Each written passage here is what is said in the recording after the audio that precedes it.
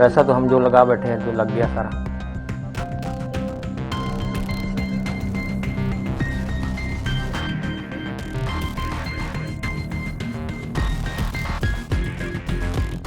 America में अवैध रूप से रहने वाले भारतीय प्रवासियों की तीसरी खेप 16 फरवरी की रात अमृतसर पहुंची। इस विमान में 112 लोग सवार थे। भारत लौटे कई प्रवासियों ने अमेरिका तक गैर कानूनी तरीके से पहुंचने के कई किस्से सुनाए हैं। ऐसे ही एक शख्स हैं पंजाब के रहने वाले मनदीप सिंह, जिनकी कहानी दिल दहला देने वाली है। ये डंकी रूट से अमेरिका पहुंचे थे। मनदीप बताते हैं कि रास्ते में डोकर ने कई बार कनपट्टी पर बंदूक सटाकर गोली मारने तक की धमकी दी, क्योंकि एजेंट ने उस तक पैसा नहीं भेजा था।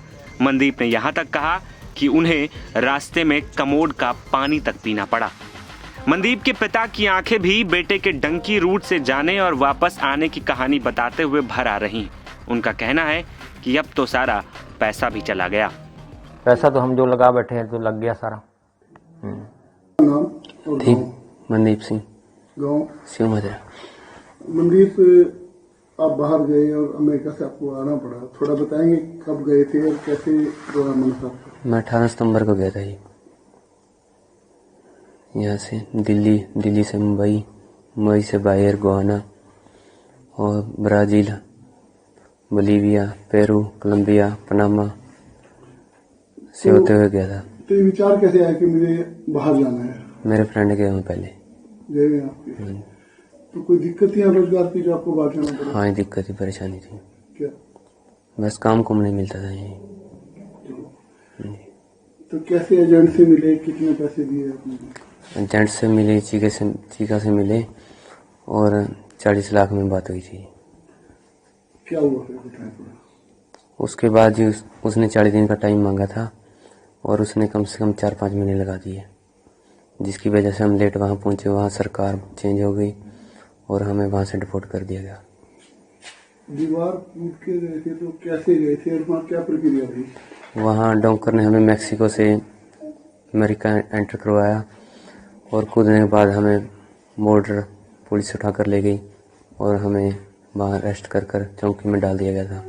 उसके बाद 24 जून को हमने क्रॉस किया था, 13 फरवरी को वहाँ से निकाल कर हमें डिपोर्ट कर दिया गया। तो असाइलम के लिए अपील? नहीं, कोई अपील, कोई दलील नहीं हुई। वहाँ नहीं। उठाकर रिपोर्ट लाई कैसे हैं आपको वहाँ से बाय एयरफोर्स के जहाज में। तो कोई बंदा भी साथ? हाँ जी, हथकड़ियों से बांध कर, और जब यहाँ जहाज लैंड होने वाला तो उससे 15 मिनट पहले खोली थी। हाँ जी। तो घर में स्थिति क्या है? घर में ठीक है, नॉर्मल है जी। तो घर वाले कहते कि जब आप डिपोर्ट हो गए तो उसके बाद भी एजेंट के थ्रू पैसे मांगे गए हैं? अभी देखो जी, फोन बंद हो रहा है, अभी उसका कुछ नहीं पता नहीं अभी क्या है क्या नहीं। हाँ जी। तो एजुकेशन क्या आपकी? मेरी ग्रेजुएशन है जी। तो ग्रेजुएशन से डोंकी लगाने की क्यों सोची आपने? वैसे मेरे फ्रेंड के यहाँ ग्रेजुएशन बेस पे यहाँ कोई रोजगार नहीं है ना। तुम्हारा सपना नहीं हो पाया? नहीं पूरा हुआ, इसलिए विदेश चले गए। जो पुलिस की प्रक्रिया रही स्थल में या जो, वो क्या थी? पुलिस ने पूरा जो मेरा रिकॉर्ड चेक किया और मेरे से जो पूछा मैंने बताया, उसके बाद मेरे को यहाँ घर पे छोड़ दिया। तो घर में कौन है, क्या करते हैं? घर में माता पिता हैं, बस कृषि करते हैं, खेती बाड़ी। सपना क्या था?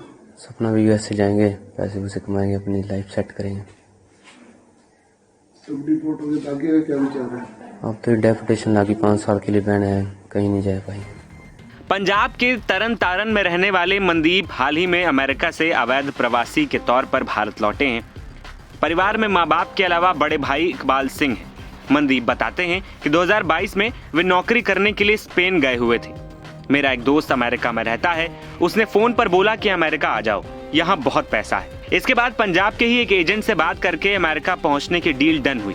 एजेंट ने कहा 15 दिन में स्पेन से अमेरिका पहुँचा दूंगा। 35 लाख में पूरी डील हुई थी। अगस्त में एजेंट ने स्पेन से बोलीविया का टिकट करवा दिया, लेकिन इसके बाद डंकी रूट में डाल दिया गया। बोला गया कि ऐसा ही अमेरिका जाना पड़ेगा। करीब 4 महीने में बोलीविया से पेरू, इक्वाडोर, कोलंबिया के रास्ते पनामा जंगल होते हुए मैं मैक्सिको पहुंचा। मनदीप बताते हैं कि रास्ते में हर जगह डोकर यानी कि डंकी रूट से ले जाने वाला शख्स उनसे कहता कि तुम्हारे एजेंट ने पैसे नहीं भेजे हैं। जब वे एजेंट से बात करते तो एजेंट आजकल करके बात टाल देता। मनदीप ने आगे बताया कि पैसों के लिए डोकर ने मुझसे मारपीट की। मैक्सकली में डोकर ने मुझे कमरे में बंद कर दिया था, धमकी दी कि जब तक पेमेंट नहीं मिलेगा तुम यहीं रहोगे। 4 दिन तक बेल्ट से रॉड से मुझे मारता रहा। मैंने घर वालों को कुछ नहीं बताया। 6 दिन तक डोकर ने खाना भी नहीं दिया। 6 दिन बाद मुझे खाने के लिए बस एक पिज्जा दिया गया। इस दौरान मुझे कमोड का पानी तक पीना पड़ा। मनदीप ने बताया कि डोकर ने उसका सारा सामान छीन लिया, जिसमें कपड़े, मोबाइल, कानों की बाली, सोने की चेन आदि शामिल थे। वो आगे बताते हैं कि जब डोकर एजेंट से फोन पर बात करता और पैसों की मांग करता और वो मना कर देता, इसके बाद डोकर एजेंट से कहता मैं तुम्हें गोली मार दूंगा। वहीं भारत लौटने के बाद अब मनदीप ने एजेंट के खिलाफ FIR दर्ज कराई है।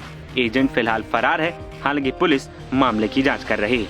मनदीप जैसे तमाम नौजवान हैं जो बेहतर जिंदगी की तलाश में अमेरिका गए, पूरी जिंदगी दांव पर लगाई, लेकिन अब उन्हें फिर से भारत लौटना पड़ा है, जहां वो काम की तलाश करेंगे। NBT ऑनलाइन की रिपोर्ट।